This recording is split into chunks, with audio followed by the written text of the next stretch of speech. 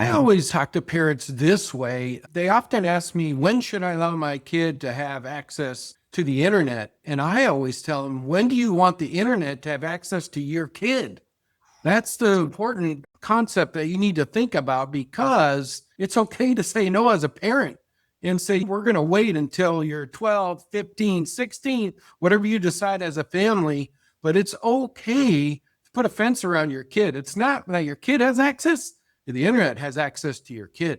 You're listening to the smartsocial.com podcast. This is our District Talk segment where we interview district leaders to learn how they're keeping students safe on social media. And we also ask them questions that we get from parents all over the country in our program. Now, let's get back to the interview. Hello, Kurt Finch here. I'm the superintendent, Deer Valley Unified School District in north central Maricopa County, Phoenix area, Arizona. We have 42 schools and 35,000 students. And looking forward to this podcast. Superintendent, I'm so excited to have you here. I love Arizona. I love the Phoenix area. It's a great place with great families.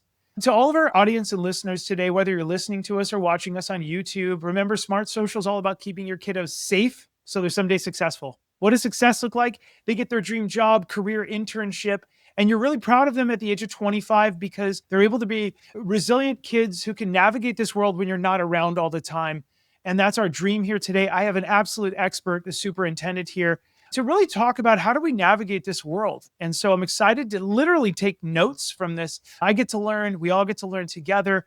This is our Superintendent Spotlight addressing parent concerns. And Superintendent, I want to dive right in to the good stuff. And I want to get some safety tips for you on how we protect the kiddos, our number one mission here on safety. So first of all, after 200 and plus superintendent conversations of 40 to 45 states that we've covered with your peers all over the country, we've heard a consistent trend. Now, Superintendent, you may have little angels running around, 35,000 little angels running around that are perfect children, and you never have these problems. And if so, I really want to study your community and learn from that.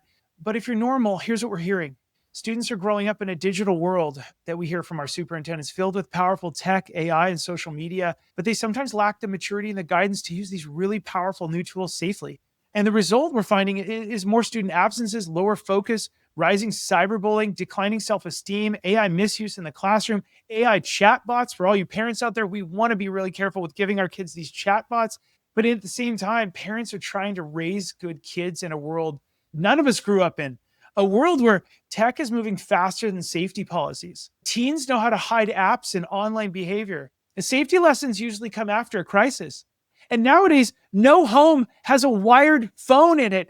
Kids wouldn't even know how to use it. Superintendent, are there any other trends on this topic that you've seen so we can alert other school districts, other communities before they see them? That's really popped up in the last couple of months. And even in the adult world, you're seeing it, is the mimicking of familiar adults in your life through the AI tools. And like your mom, quote unquote, calling you, or your dad or your teacher saying, I need help, that kind of thing. We're starting to see that where the student can't tell the difference between who's actually calling them or not. And we obviously, families need to worry about, I think safe words are back in business again for your family. So that's something that's pretty recent that we're starting to see. For all of our listeners, what the superintendent just said is something so important that my family's using it. And let me explain that to you.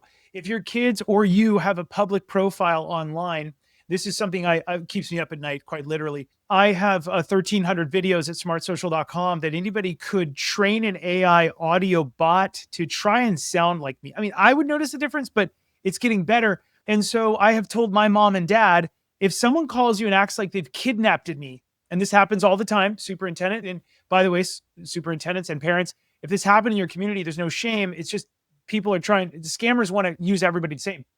If somebody calls you and says, I've got your kid, and you hear that help, help, help in the back, and it kind of sounds like your kid, what we tell people to do is simply be careful, obviously, but hang up and call your kid directly. Call that person that they claim that they have, and they'll probably pick up and go, yeah, I'm right here. I'm in class or something like that, right? And the scammers are trying to emulate and then make it sound scary and so on.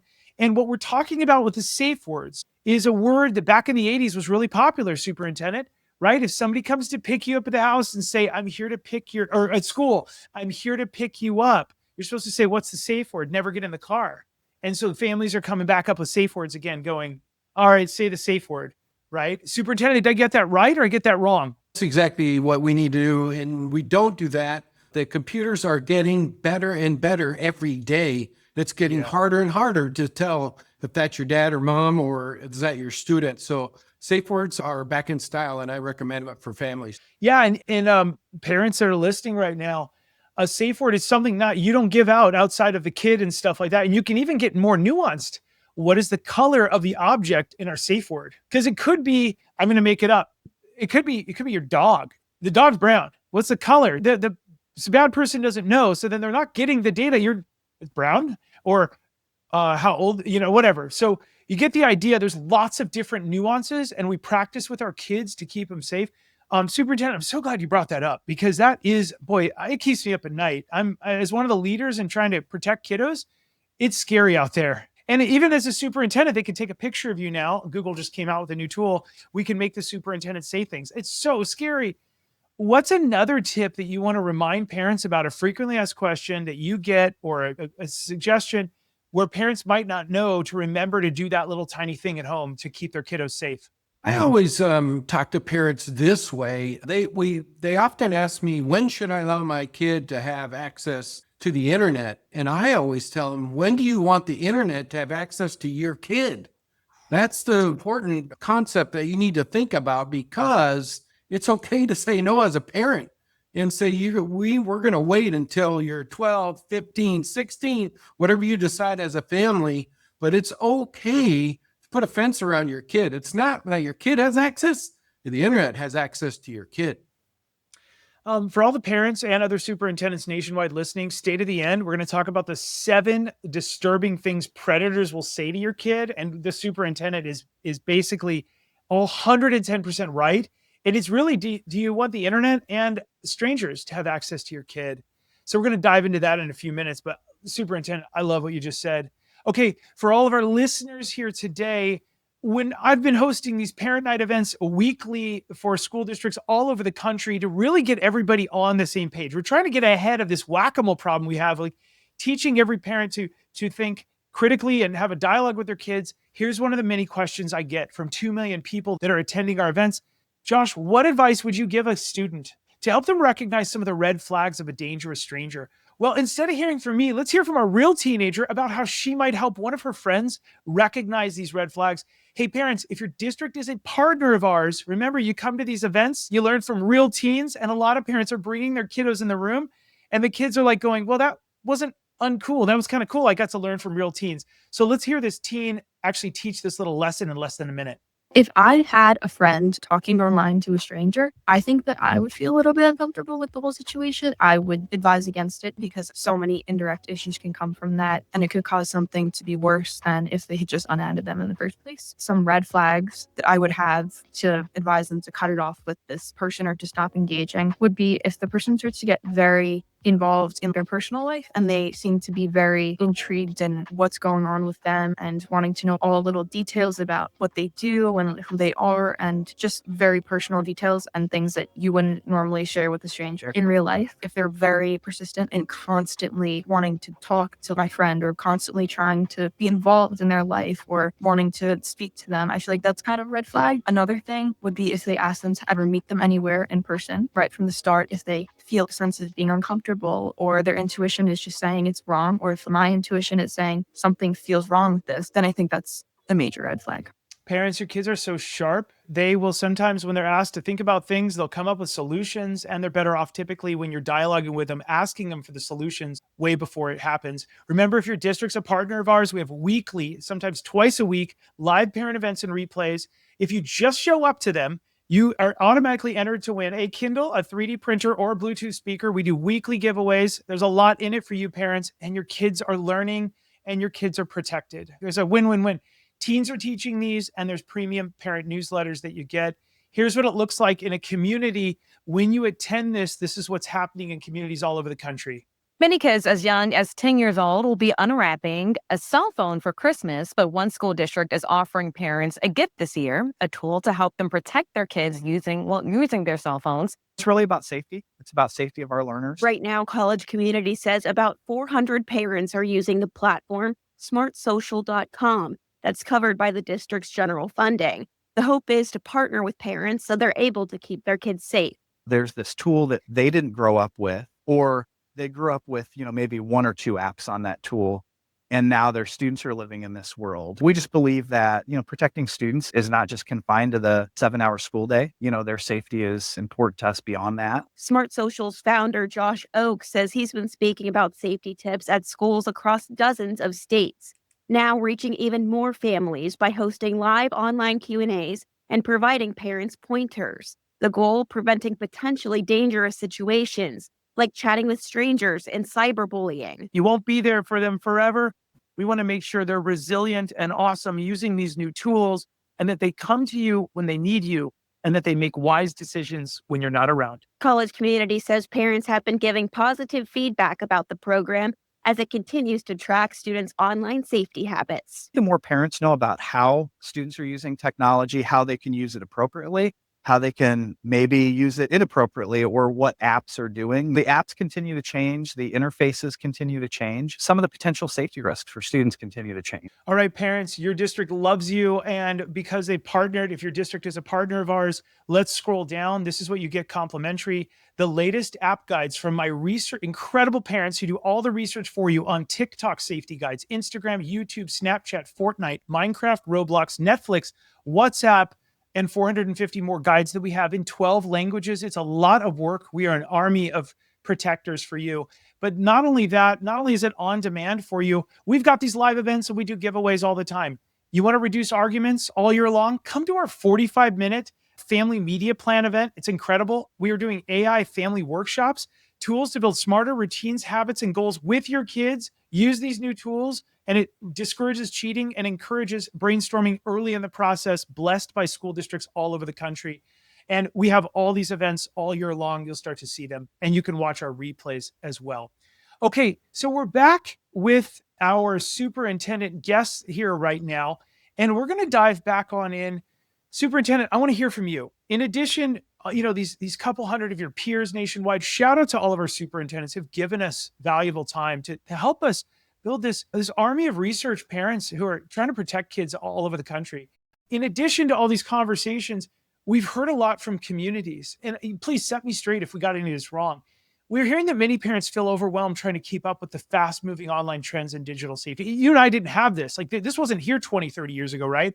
The students are finding ways, in addition, to increase their screen time and bend the rules, especially when the expectations at school might differ significantly from those at home. Superintendent, what trends or pain points are you seeing when it comes to parent engagement? And where do you feel families are struggling the most to stay informed or connected? I think it's really about, unfortunately, it's when to say no and when to draw the line. The modern parents sometimes want to negotiate with the student rather than setting boundaries, because they don't want to be the uncool parent because the teen or teenager might push them down that trail. So if you can get in support groups with other parents or get involved with your local PTAs where other parents are talking about, this is what I've done with my kid, it really works. That seems to be a good tool where parents can share with each other that I've used this with my son or daughter and it seemed to work. So I think that's something that I would recommend is get involved with other parents. I love that. Are there any other pain points as well that you're seeing? And parents are trying to do everything. They're so great. Every parent, it seems like, that we talk to is like, I want to protect my kids, but where do I start? What's something I can do at home to help support my kids' learning back to school when you go back to school? Yeah, we got any pro tips there? Well, I think it's really about relationship with your student when they're young. So if you develop, much like riding a bicycle, you don't put your kid on a 750 Honda right out of the gate. You start with training wheels on your little tricycle first, and then you push them on a bicycle with two wheels. Same concept when it comes to technology. I think you need to start with guardrails around it, modeling what it looks like, and actually talking with the student as they go through, they grow up with technology, and then show them what looks bad, what looks good, some signs you might look out for, that kind of teach them how to fish rather than fishing for them. And eventually what happens if you've developed this relationship, hopefully your student comes to you and says, something's not right. I'm getting these messages through my video game that says they want to talk about whatever. So if you've developed that relationship and you've developed those teaching moments over time, you develop that trust that they'll come to you when they think something might be wrong. And that's where you can engage with them and say, yep, good job, reinforce it. Those are called teachable moments, and take advantage of them. Superintendent, that parlays perfectly into something we're seeing nationwide. This is scary. Parents, I want to dive into something. I got the superintendent's permission on this. Parents, I want to show you another question that parents are asking us in our parent night events. They're saying, Josh, what kinds of messages might my child receive from strangers on social media apps, video games like Roblox and other online platforms? I want to pause for just a second, throw in an idea, parents. We strongly at smartsocial.com recommend that you play video games and use the apps with your kiddos so you can monitor these messages your child is getting online. Let's learn some of the ways predators might message your child. Now, we've learned this from law enforcement officers all over the country. There's a lot of wonderful people called SROs, school resource officers. They are the incredible human beings that really have a great relationship with the kiddos, and they can be the eyes and ears at the front of the school. These people are so good at this.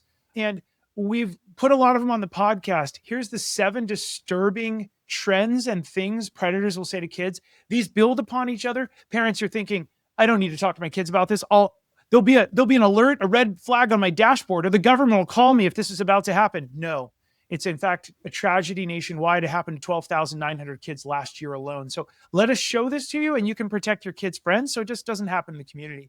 Step 1, a predator or a stranger, it could be an overseas person that doesn't want to meet your kid but can hurt your kid just as badly. They'll say, let's turn on vanishing mode so the content disappears. And what this does, parents, is in Instagram, it emulates Snapchat, the ephemeral disappearing content. You swipe up in the direct messages, and then any message they send, when you close out of it, mom and dad, when they log in as that user, can't see anything. They're like, oh, they're not messaging with this person. That's red flag number 1. Red flag number 2, they'll then they'll say, hey, they'll come up with a story. My Instagram account can't work with yours very well. Can you set up another account? They'll make a story, and kids we as humans believe stories. Can we chat with your other Instagram over there? And what they're doing is parents don't have that login. It's not giving parents access. And then number 3, it builds upon it. They're going to start saying really nice things to your kids. And we all as humans, we want a little compliment or two. I mean, it makes us feel great. You're so pretty. I understand you. Your parents don't get you. They're starting to build trust and groom and try to build a divide. This is devastating. You may think, oh, it's just a friend online. It's fine. This gets brutally devastating and tragic. Then they'll start saying, your parents wouldn't understand our conversation. Don't tell them that we talked. They're trying to hide the relationship. So many of these people are doing this in bulk. They're doing it to thousands of people. You'll think, oh, my kid, we're not important. We're not billionaires. They want you to think that. And this is what law enforcement says is the dangerous. The right side of the slide is dangerous. They're going to then say, how old are you? Where are you? What school do you go to? And they may seem harmless, but they're collecting data that they'll use later to exploit your child and start to make them feel bad.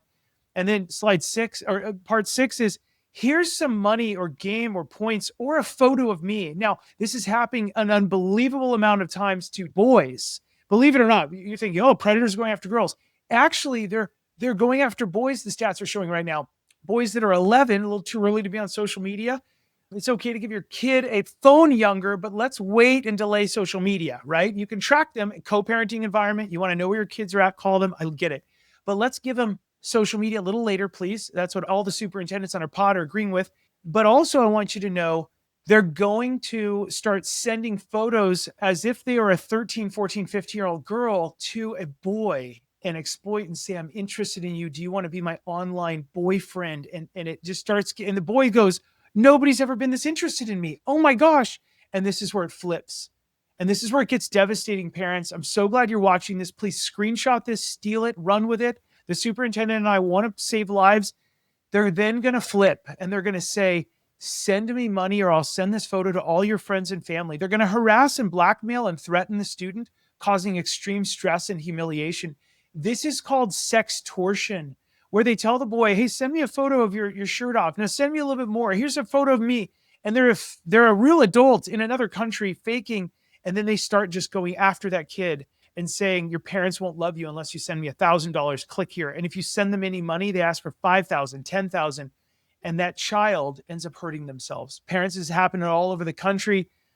Your community is no different if it happens in your community. every child is important to us. So we want you to share this. Superintendent, have you heard of this happening nationwide at all? Well, for sure. And I think really another secret you can tell the parents is make sure your kid's plugged into something at school, a club, a team, a teacher, something, a group of students that are doing civic duty or a church or something where they have their own little group. Because the research says kids that are plugged in and trust their adult teachers and maybe their Sunday school teachers, they're less likely to fall for these things. That's so true. Community in person, right? And it really goes back to it takes a village to raise a kid, right, Superintendent? For sure. Some parents are like, no, don't do that. I mean, parents, we love you. We want you to know everybody cares about your kiddo, and together we're stronger. These predators don't want your kids to have real life friends and real life people to check in with. They really don't. Superintendent, did I miss any steps here? Can you teach me, give me insights? No, you're on the right trail. We do see these things. And again, it's usually kids that are struggling, maybe academically, socially. They want to be loved. They want to be respected. And again, so the tighter you are as a family, the tighter you are as a school or a class, you feel safe at school. Those are all variables in the equation, whether you're likely to fall for these types of tricks. And so if a student is connected to quality peers, that makes a big difference as well. They're more likely to talk to that teen friend before they talk to you. And so having who you choose, as I always tell the parents, give me your 5 best friends and I'll tell you your future. I think that is true as you watch your kids pick their friends. Make sure they're picking the right ones that will help them to avoid these kinds of things. So true. Superintendent, I just want to share with you a couple of the things I wrote down. I'm here to learn from you. The AI voices thing, I'm so glad you shared that with us. Safe words are back in style, parents. Come up with a safe word. Let your kids pick it. Don't make it the last 4 digits of your phone number or whatever, okay? That's easy. Make it a product that only you guys know. Something funny or silly or maybe boring, but it's hard to guess, okay? And then you said, Superintendent, it's not when are you ready for your kids to have access to the internet. You said, when are you ready for the internet to have access to your kids? I love that. I think that's a real clear winner, parents here. And then I love how you said it's negotiating versus setting boundaries. That's really great. I'm going to negotiate with my kid. No, I'm just going to set boundaries, right? I love that. And then having a great relationship with your kids and developing that trust. And you just said, if we're tighter as a family, it helps your kiddos. And last, quality peers. Your kids' friends are looking out for each other and they're stronger together. Hey, Superintendent, you took a lot of time out of your day to join us here today. Thank you so much for doing this. No problem. And thank you for asking me. And we also want to thank all the parents that are watching and share your tips and tricks with each other, because together we can learn quicker how to stop these phenomena happening around the country. It's together we can stop these things if we communicate and share. So true. Parents, thanks for joining us. No matter where you're at, we also want to remind you to keep it light, bright, and polite as you're posting, because your kids are modeling how you behave online. You are their biggest teacher, and we are your biggest. If I had pom-poms, I'd be rooting and shaking them for you. We are your biggest cheerleaders to help you make those difficult decisions with your kids, do the tough parenting it takes to make sure they're resilient at 25 and doing great things and protected and safe. I'm Josh Ochs, the founder of smartsocial.com. Thank you for joining us here today. I look forward to seeing you on the next episode. Have a great day, everyone. Thanks for listening to the smartsocial.com podcast. Smart Social helps parents understand technology and social media to keep their kids safe and successful. Be sure to join one of our weekly online live events to become the smartest parent on the block so you can keep your kids safe and protect their future. Also, don't miss our 450 plus online resources and replays you can watch on demand in multiple languages. Are you a school district wanting to unlock these resources for your parents? Reach out to us so we can protect your whole community each week. Have a great rest of the day, and we'll see you on the next episode.